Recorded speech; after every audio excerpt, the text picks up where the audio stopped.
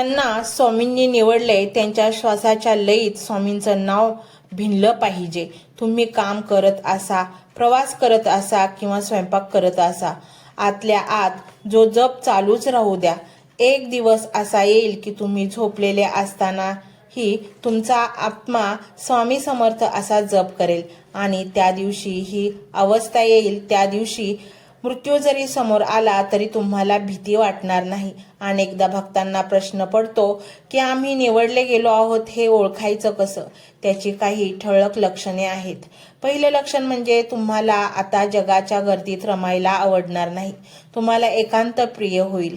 जिथे लोकांची निंदा नालस्ती चालली आहे तिथून तुमचं मन उडून जाईल. तुम्हाला शांत बसून राहावंसं वाटेल. दुसरं लक्षण म्हणजे प्राण्यांबद्दल आणि निसर्गाबद्दल तुमच्या मनात अचानक दया निर्माण होईल.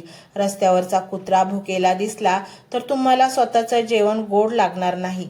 ही करुणा म्हणजे साक्षात स्वामी तुमच्या हृदयात प्रवेश करत असल्याची खूण आहे. आणि तिसरं महत्त्वाचं लक्षण म्हणजे निर्भयता. कितीही मोठं संकट आलं तरी मनाच्या कोपऱ्यात एक आवाज येईल की काही काळजी करू नको, निभावून नेतील स्वामी.